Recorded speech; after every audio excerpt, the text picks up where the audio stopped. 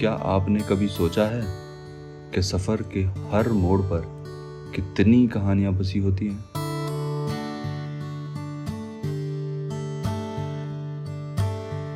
अनजान रास्ते हमें सिर्फ मंजिल तक ही नहीं पहुंचाते, बल्कि दिल और दिमाग में कई अनगिनत यादें छोड़ जाते हैं।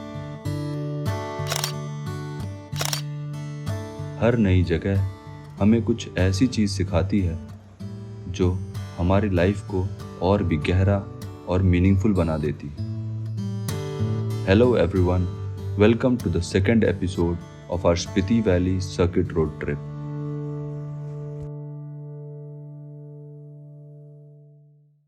Good morning from Tabo.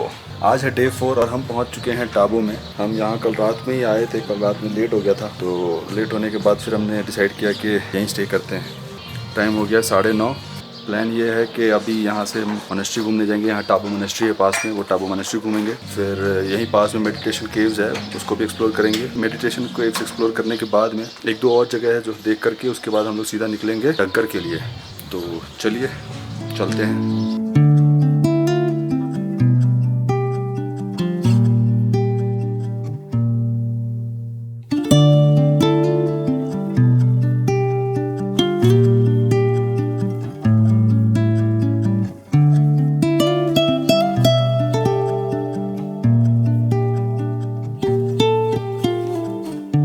Finally, we have reached to Tabo Monastery.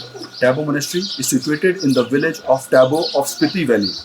It is located at 3,280 meters of altitude near the Tibet border, just north of Satluj River, and is famous for its wall paintings, murals, statues, and sculptures. The monastery, because of its old paintings, is known as Ajanta and Ellora of the Himalayas. Since its establishment, Tabo Monastery has been a center of Buddhist philosophy and learning education.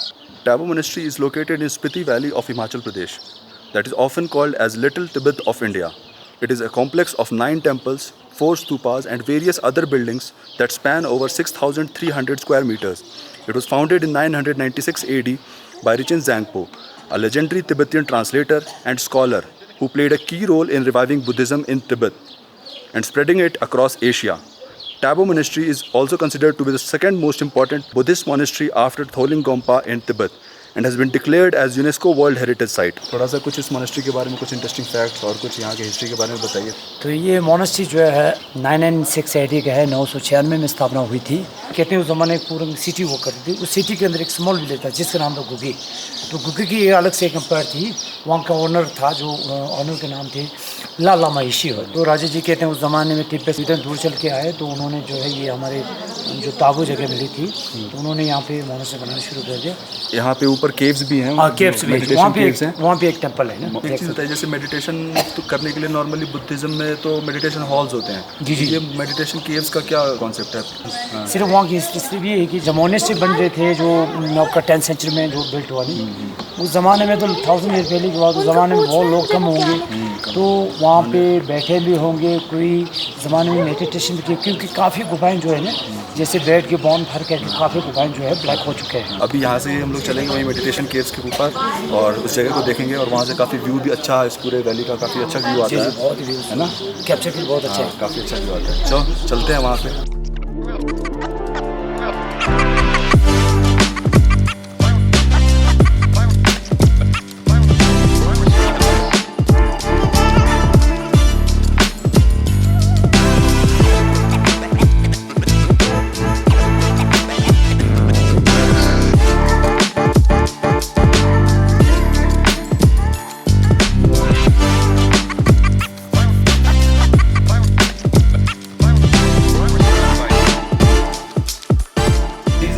Meditation caves of Tabo monastery. ये Tabo monastery का एक part है, because पहले जब यहाँ पर meditation halls का concept नहीं था, इनिशियली जब यहाँ पे मंक्स आए थे तो उनको मेडिटेशन करने के लिए एक जगह चाहिए। तो instead of building shelters and all, they started living in caves and वहीं पे मेडिटेशन करते थे। ग्रेजुअली ये मड हाउसेज टाइप में इसको डेवलप किया गया। आप ये देख सकते हैं, इसके ऊपर ये सारा वुडन का है and this is very old.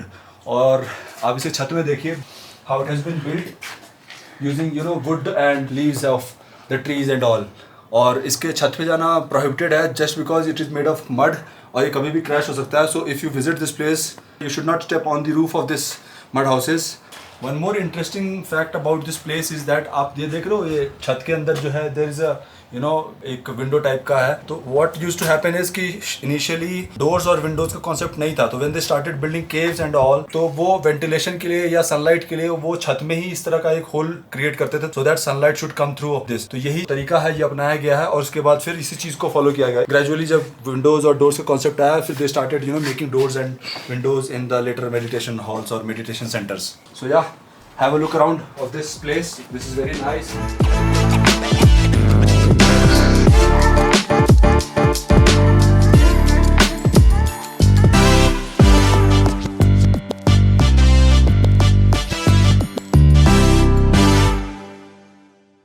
Meditation caves में कुछ पीसफुल मोमेंट्स बिताने के बाद हम निकले अपने अगले डेस्टिनेशन धनकर की ओर. ताबो से धनकर तक के रास्ते में हम पहाड़ों के बीच बहती नदी के शानदार व्यू को देखते हुए जा रहे थे. और जैसे जैसे हम आगे बढ़ते जा रहे थे, एक ही चीज़ बार बार रियलाइज हो रही थी, that how amazingly gorgeous this place is. हमें हर बार लगता था कि शायद अब हमने यहाँ के बेस्ट व्यूज़ देख लिए, और फिर अगले ही पल हम गलत प्रूफ हो जाते थे. और क्या आप जानते हैं कि दुनिया को देखने का सबसे अच्छा तरीका क्या होता है? उसे अपने कदमों के नीचे महसूस करना.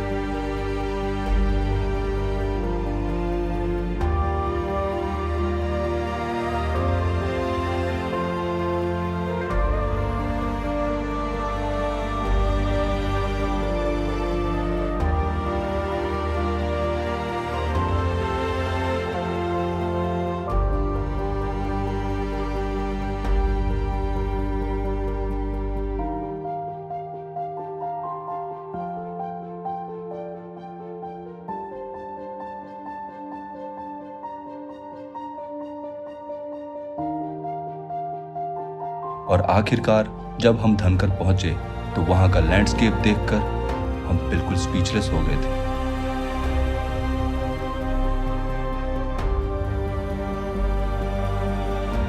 ऐसा लग रहा था जैसे हम किसी और प्लेनेट पर पहुंच गए. शाम होने वाली थी और काफी कुछ देखना बाकी था, इसलिए हम फटाफट धनकर मोनेस्ट्री को एक्सप्लोर करके निकल गए धनकर लेक की ट्रैकिंग पर.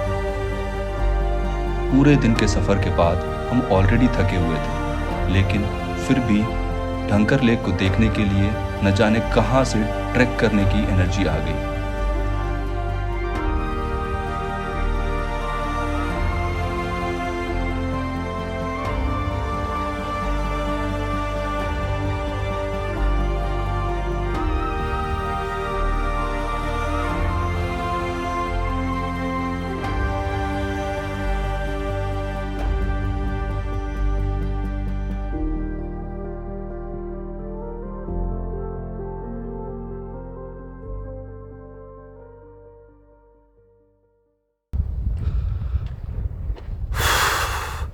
धनकर पहुंचने के बाद यहाँ दो चीज़ें हैं. एक तो धनकर मोनेस्ट्री है, मोनेस्ट्री में भी दो मोनेस्ट्री है, एक ओल्ड मोनेस्ट्री है, एक न्यू मोनेस्ट्री है. और दो मोनेस्ट्री घूमने के बाद थोड़ा सा ट्रैक करना पड़ता है, लगभग 1 घंटा ट्रैकिंग करने के बाद आता है धनकर लेक. अभी हम वहीं ट्रैक करते हुए जा रहे हैं. लेट्स होप कि अंधेरा होने से पहले पहले तक वापस आ जाए, सो दैट जो ओल्ड मोनेस्ट्री है हमने अभी तक कवर नहीं करा है, वापस आने के बाद ओल्ड मोनेस्ट्री कवर करेंगे. ये ट्रैकिंग 1 घंटे का ट्रैकिंग है. ऑलरेडी हम करीब 10 मिनट ऊपर आ चुके हैं. यहाँ पर एंट्री के लिए टिकट्स मिलता है. ये टिकट्स बेसिकली एक कंट्रीब्यूशन है ताकि हम उन गांव वालों को कुछ कंट्रीब्यूट कर सके सो दैट उस लेक का मेंटेनेंस हो सके।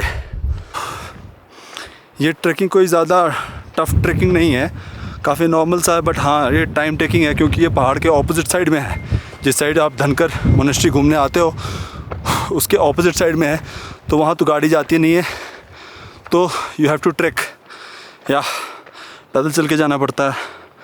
और हमारे पास ऑप्शन था कि हम मोनेस्ट्री घूम करके वापस चले जाएं, but we thought of exploring it more, so that is why we are heading towards Dhankar lake.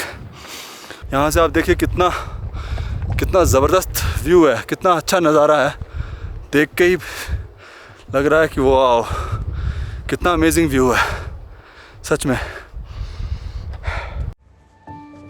यहाँ की अनटच्ड ब्यूटी और जाइगेंटिक माउंटेन्स के बीच चलते हुए ऐसा लग रहा था जैसे कि किसी दूसरी दुनिया में टेलीपोर्ट हो रहे हों। शहर की भाग दौड़ भरी जिंदगी से दूर ऊबड़ खाबड़ पहाड़ी रास्तों पर चलते हुए ऐसा लग रहा था जैसे वक्त थम सा गया हो और हम सिर्फ उसी पल में जिए जा रहे हों। पहाड़ों के बीच छिपी इस लेक तक पहुंचने का सफ़र जितना एडवेंचरस है, वहां पहुंचकर उसे देखना और भी एक्साइटिंग है। यहां पहुंचने पर एहसास होता है कि दुनिया में इतने बेहतरीन नज़ारे और इससे ज़्यादा शांति और कहीं नहीं है। ऐसा लग रहा था जैसे नीली चादर ओढ़े ये पहाड़ हमसे कह रहे हो, ऐ इंसानों, शहर के शोर के पीछे भागते भागते तुम्हें हमारी खामोशी सुनाई नहीं देती? बड़े बड़े शहरों की चकाचौंध के आगे तुम्हें हमारी सादगी की चमक दिखाई नहीं देती? और हम सोचने पर मजबूर हो गए थे, शायद इसी तरह तरक्की और सफलता के पीछे भागते भागते हमने भी अपना वजूद कहीं खो दिया।